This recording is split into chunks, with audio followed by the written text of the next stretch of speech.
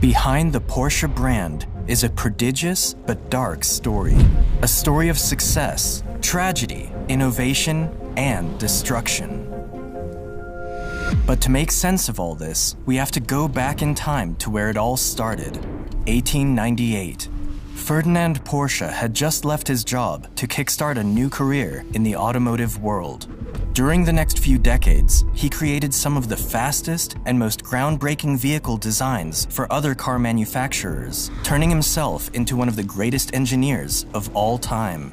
And yet, after founding his own car company, his success led him down a darker path when Porsche became embroiled in military projects for the Nazi regime, which landed him in prison and eventually even cost him his life. So buckle up, because we're going on a journey to uncover the true story of Porsche and how they managed to transform themselves into one of the greatest luxury car brands known today.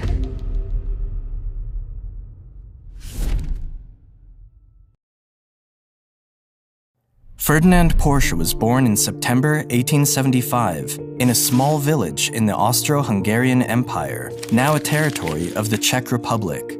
While carriages, trains, and bicycles were the mainstream transportation at the time, and the very first automobiles were slowly spreading around the globe, Porsche grew up learning the trade of his father, who ran a blacksmithing business. However, he never showed a personal interest in the family business, and instead put his main focus on school, hoping to find his career elsewhere. Unfortunately, Ferdinand lost his older brother when he was 14, which led him to drop out of school and work full-time at his father's workshop, as he was now the oldest son to oversee the family's business. These times proved to be difficult for Ferdinand, as he reluctantly followed his father's footsteps into a job he never enjoyed doing. There was, however, something else he found fulfilling to explore in his spare time: electricity. At the time, candles and gas lights were still common, but in the late 19th century, electric light bulbs were slowly becoming the new norm. Porsche became obsessed with the light bulb and began experimenting with electric circuits in the attic of his house. His father, on the other hand, wasn't pleased with his new hobby and frequently told him to stop busying himself with such nonsense. But after noticing how passionate and obsessed Ferdinand was with electricity, he decided to enroll his son in the Imperial Technical School of Reichenberg to develop his knowledge of engineering. There, Porsche quickly learned the basics, and within just a few months into his studies, he was able to build his own electric generator and install electric light bulbs all over the house. At this point, his father could no longer ignore his son's talent, and so he finally gave in and let him pursue his own path. Little did they know, this new path would go on to help pioneer a brand new industry: automobiles.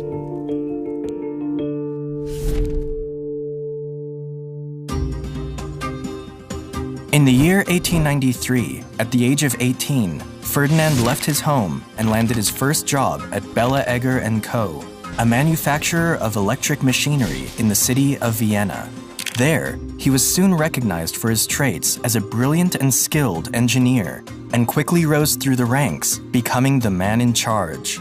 During his time at Bella Egger, Ferdinand Porsche built the company's first electric wheel hub motor. This electric motor was meant to be attached to any vehicle's wheel and make it move directly. At the time, it was commonly just used for bicycles, but soon after, Ferdinand was developing other ideas for this motor.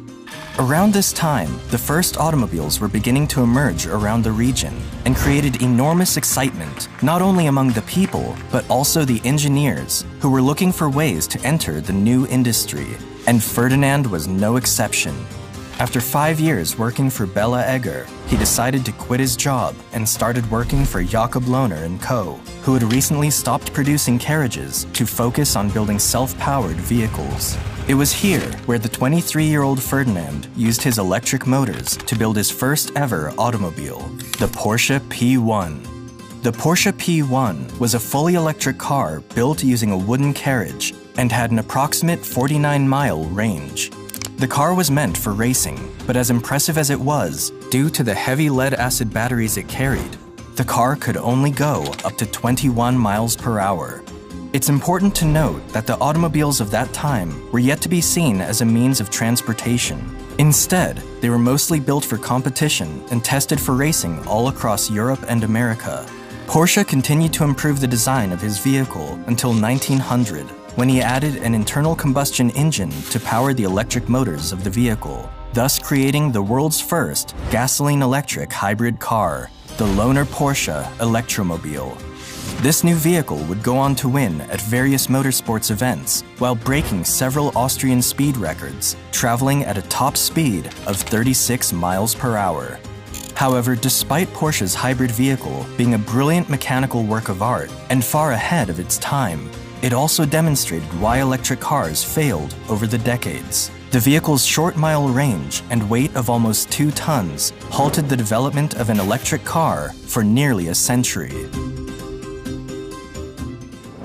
The partnership between Porsche and Lohner ended a few years later, and soon after, the Austro-Daimler car manufacturer recruited Porsche as their chief designer. Daimler, at the time, was the leader in the field of modern combustion engines, and it was here where Porsche designed his first purely petrol motor automobile, the Austro-Daimler Maya, in 1908. His time at the company proved to be a big stepping stone in his career, leading to his big break in the racing world when he developed his next automobile, the Austro-Daimler Model 2780. This 85 horsepower vehicle was capable of reaching top speeds of 85 miles per hour and was specifically built for the popular Prince Henry Trial Race in 1910, where it took a first, second, and third place victory. This win earned the young mechanic greater popularity and justified his designation as professor at the company.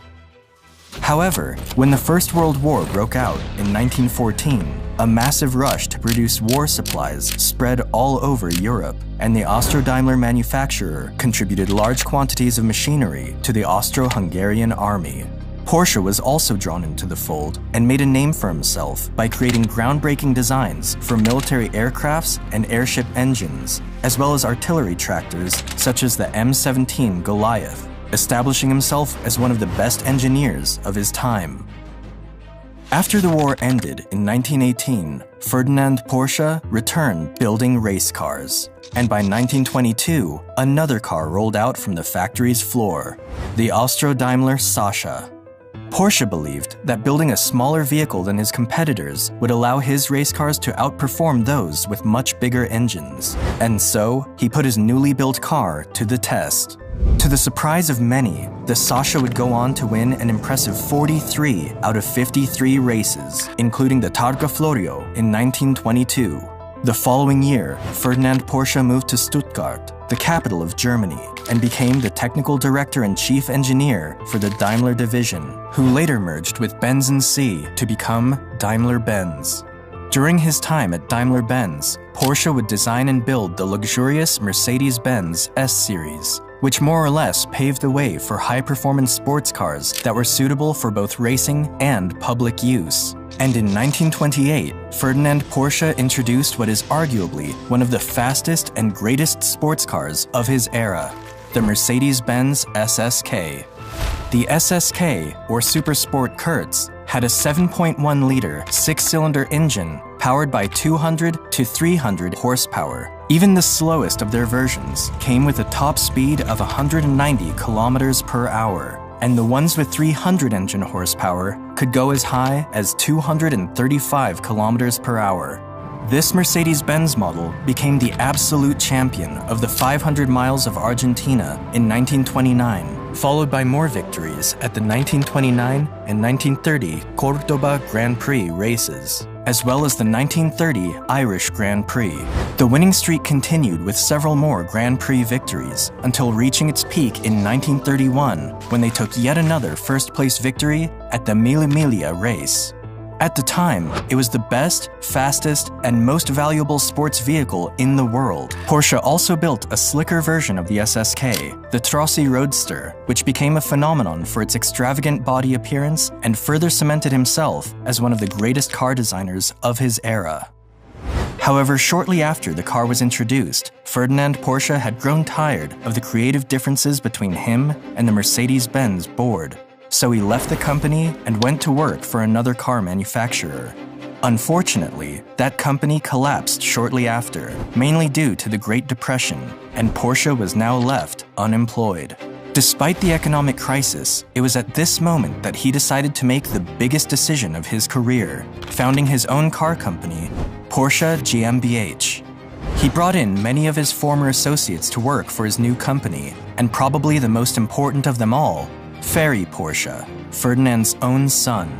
Much like his father, Ferry also took an interest in designing and engineering. He showed great promise in learning his profession quickly, working whenever and wherever he could to prove his abilities to his talented father. Initially, the Porsche company didn't start building cars under their own brand, but instead offered consulting and motor development projects for other car manufacturers. However, despite being one of the most famous engineers in Germany, there was one major problem. Clients were not coming in. The country at the time was still recovering from the economic ruins of the First World War, and the demand for public automobiles was nearly non-existent. While the business struggled to take off, Ferdinand received a letter one day that would completely change the company's trajectory. And it came from a pretty surprising source.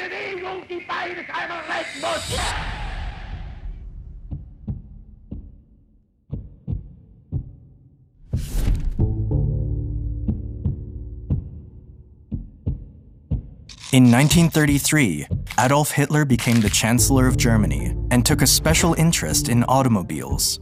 He recruited the best car engineers in the country, including Porsche, and sat down for an important meeting. The Mad Titan wanted every German citizen to own a car that could seat a family of 5 and be fuel efficient and cheap. In fact, so cheap that it would need to cost 990 Reich marks, which many engineers considered to be impossible. He called it the Volkswagen, or the people's car. Porsche submitted his design and won the contract for Hitler. This alliance set up an unusual but great relationship between the two. Hitler needed a creative mind to design his ambitious car, while Porsche needed political backing for his company, so he wouldn't have to bother with money or finances. Therefore, in 1934, Porsche and his team began to work on building one of the most successful cars in human history, the Volkswagen Beetle. The Volkswagen Type 1, later known as the Beetle for its body shape, was a 2-door car with an air-cooled engine in the back, which helped the engine require minimal maintenance and made the steering easier to handle thanks to its weight balance. It was also proved to be very fuel efficient with its mileage of 31.4 miles per gallon, which is still impressive even by today's standards. Right after, 300,000 orders were placed for the Beetle. It was the biggest achievement Porsche had accomplished up to that point, and he was now ready to see his creation in working order. However, as the Volkswagen factory was getting ready to mass-produce the car, another major event was taking place that would directly send Porsche's once bright career down a darker path.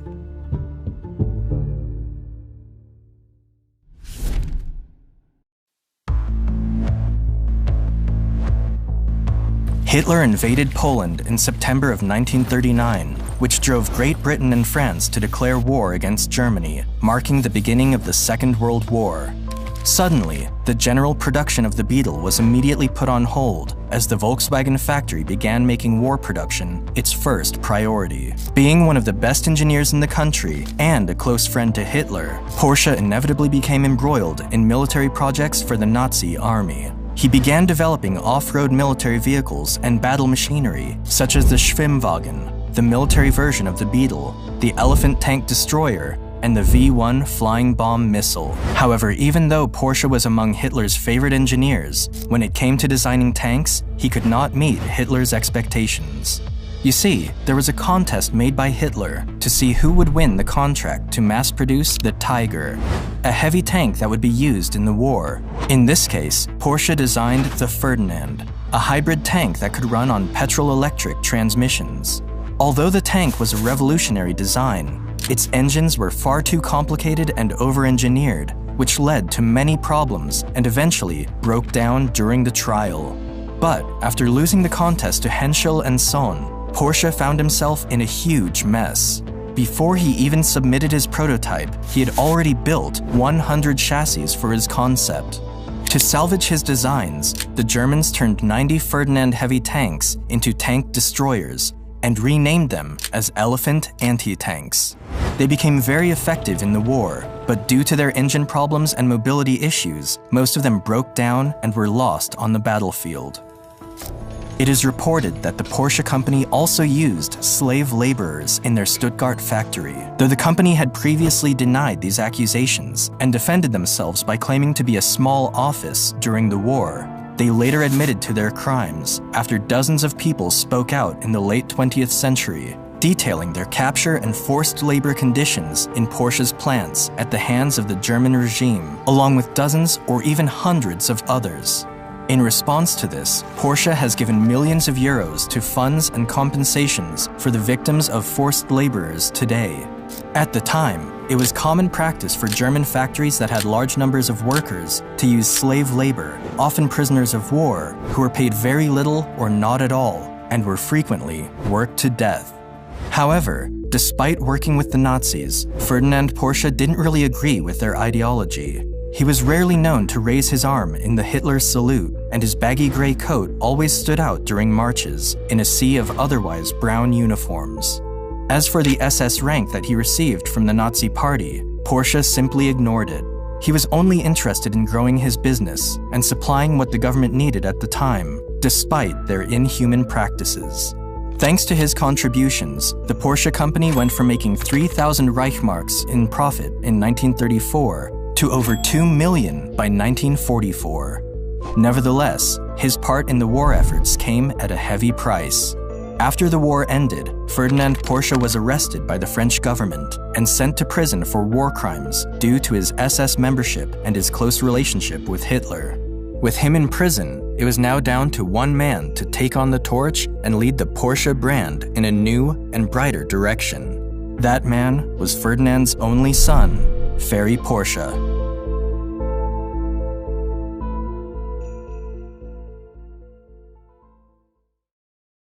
You know, while I was making this video, I asked myself, if Ferdinand Porsche started a new career in today's time, what would he do differently?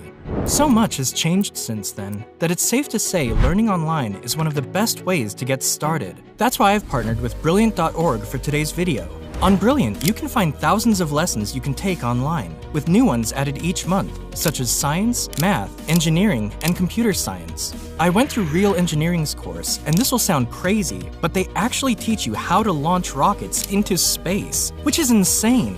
Although you might not actually send one, the process guide is very interesting, and I'm sure you'll get a better understanding of their fundamentals. But what makes Brilliant stick out to me the most is their approach to learning. Big, important concepts are broken down into understandable parts, and with just 15 minutes a day of their bite-sized interactive lessons, you'll be able to sharpen up new skills and go from basic to advanced learner. So if you want to get started for free, visit brilliant.org/bigcompany or click the link in the description below. The first 200 of you will get 20% off Brilliant's annual premium subscription. Thanks to Brilliant for sponsoring this video.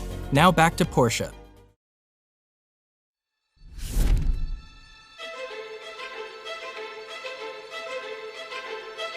Ferry had inherited his father's love for machines, as well as his talent, and had already built several vehicles. Among them was the Schwimmwagen, which in German means swimming car.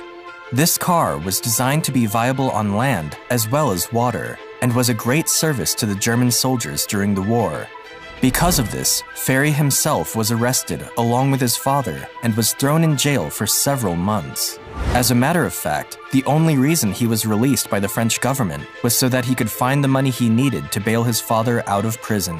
Ferry raised the necessary money by signing a contract with the Italian car manufacturer Cisitalia, where he built the Cisitalia 360, an extremely advanced vehicle for its time. This car was meant to participate in Grand Prix races, but due to the company's financial resources and a change of rules in the race competition, it was never put on the racetrack.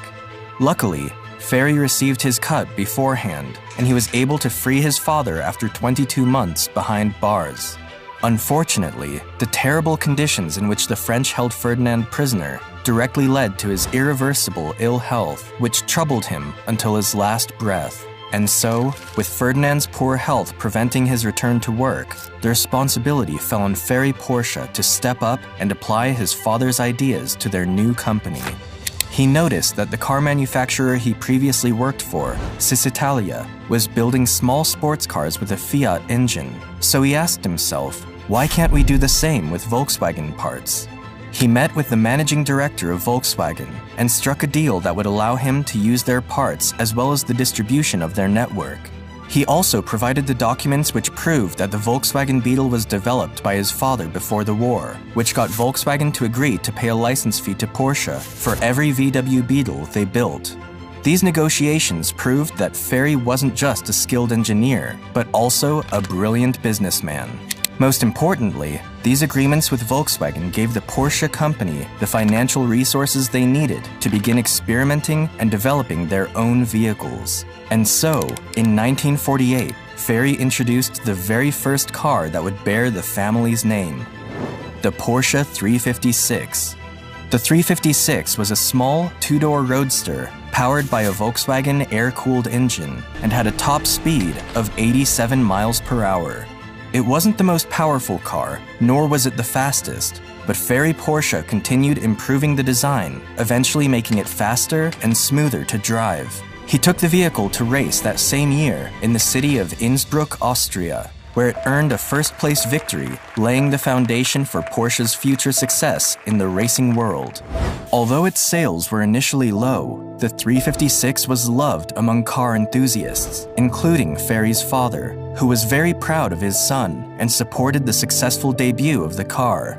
Ferdinand Porsche also visited the Volkswagen factory one more time in 1950 and was happy to see his vision for the Beetle finally being realized. Unfortunately, he wasn't around long enough to see how the Beetle or the Porsche brand would expand all over the globe, as he died only a year later at the age of 75.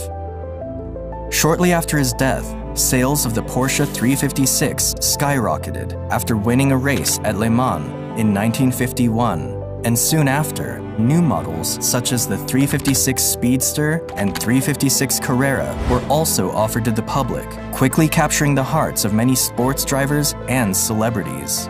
But while the 356 was a turning point in Porsche's history, it was still only a variation of the Beetle with minor changes. Porsche's customers at that point were growing weary of its body design, so they needed to design and build something completely new while still remaining recognizable as their brand. That was until the day that one of Ferry's sons stepped in and introduced a new vehicle that would take the Porsche brand to a completely new level.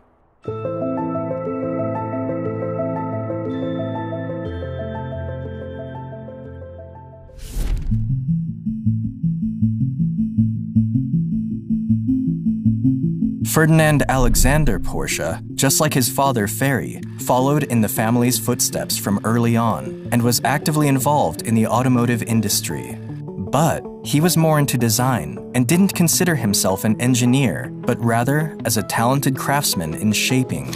After receiving practical training from the body design department of Porsche, he decided to take part in the creation of their new car generation and began designing one of the most iconic sports cars in modern history, the 911.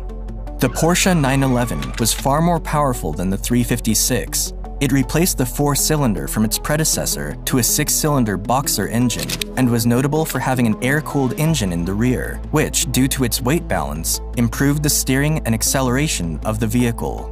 These elements combined allowed for a driving experience so smooth it could not be matched by any other automobile. And unlike many other sports cars, the 911 was not only fast, but also very reliable. So reliable, in fact, it is estimated that over 70% of all 911s built to this day are still on the road.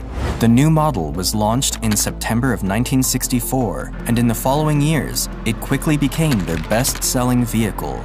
Regardless of how unique their style or driving experience was, Porsche kept delivering what the people wanted, launching faster models with more powerful horsepower, such as the 911 Carrera S and 911 Turbo, which drove the company's annual sales to over 20,000 units by the 1970s.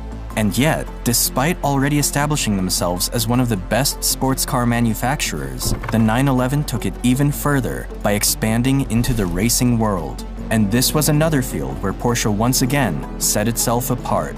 The car debuted on the racetrack at the Monte Carlo Rally of 1965, where it earned a respectable 5th place.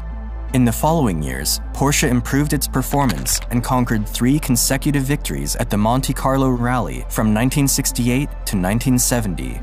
From then on, the new model has gone on to win at almost every other motorsport event, such as the Targa Florio, the Paris-Dakar, the 24 Hours of Daytona, and numerous other rally and GT championships, becoming one of the most successful competition cars in history. But around that same time, Ferry Porsche sadly stepped down from his role at the company, and since none of his sons were interested in taking over his position, the family council decided to split the company shares and leave someone else in charge, marking the end of the family's involvement in the company. Nevertheless, Porsche kept upgrading to better and more sporty vehicles, further cementing themselves as one of the leading sports car brands on the market. But nothing lasts forever. A dark time was right around the corner for Porsche, and in order to survive, they would make one of their most drastic decisions yet.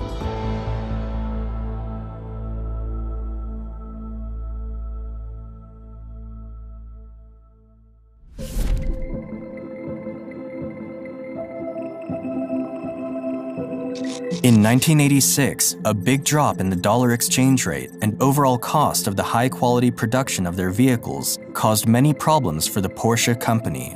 By 1991, their sales dropped to 23,000 units, which was half the number of cars they'd sold just 5 years prior. The company's losses amounted to 240 million Deutschmarks, and by the end of 1993, Porsche was barely scraping by, selling around 14,000 units per year. In simple terms, they were on the brink of disaster. The company needed to do something fast or risk bankruptcy, so they made the bold decision to announce that they were going into the SUV business. At the time, SUVs were becoming the new trend, and for the very first time, surpassed the sales of regular passenger cars in America in 1999. However, the project received a lot of backlash, and the reason behind it is not hard to see. Porsche, by tradition, had always made high-quality luxury sports cars, capable of performing both on the road and on the racetrack, so building a family-friendly SUV didn't sit well with the brand. In fact, it was going to be the first time that a Porsche car would have 4 doors. In spite of all the controversy, Porsche introduced the Cayenne in 2002. And to the surprise of many, it not only became their best-selling vehicle, but also a fan favorite. You see, the Cayenne might have looked different, but it still contained the same features that many lovers of the brand were familiar with, such as strong driving performance and reliability. And thanks to their luxurious interior space and comfort, sales of the Cayenne ended up saving the company from bankruptcy. As of today, the Cayenne, and more recently the Macan, make up over 70% of Porsche's sales in America, and are considered by some to be the sportiest SUVs on the market. Still, the brand has never lost touch with their sports car roots, and their new models, such as the Porsche Panamera and the fully electric Taycan, are among their best-selling sports vehicles to date. Porsche is now owned by the Volkswagen Group and strongly remains as one of the greatest luxury car brands in the world. Hope you enjoyed the video, and don't forget to like and subscribe. Until then, I'll see you next time.